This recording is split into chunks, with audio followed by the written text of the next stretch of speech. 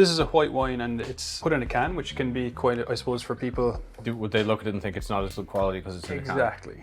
But And that's not the case. In my opinion, it's not the case. So this wine was originally intended for bottle, but because of bottle shortages after the pandemic and with the war in Ukraine, an alternative was necessary. So Geordie, who makes the wine that we drank there with the oysters, is always experimenting, and he did a few experimentations with wine in a can. So it answers to a couple of challenges that are facing the wine industry at the moment. One of them is that the weight of bottles as you're shipping wine is not ideal.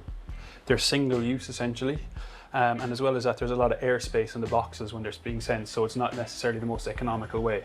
With the cans, first of all, they're tightly packed in slabs of 24, so there's very little airspace. They're very light. The cans are infinitely recyclable. And as well as that, the paper is made from a calcium carbonate kind of stone. It's a stone-based paper, so there's no trees that need to be cut down. There's no pulp required to make these labels. So I suppose when we talk about sustainability in wine, this is a really good option.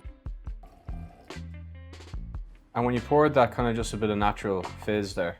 Yeah, a little bit of, I suppose, being locked in the can, there's a little bit of CO2 trapped in the wine from the winemaking process. And again, that's kind of almost intentional. It gives it a really fresh, juicy profile. If you're drinking a wine like this, you don't want to be, it's nothing too cerebral, nothing too ponderous. This is just a wine to please.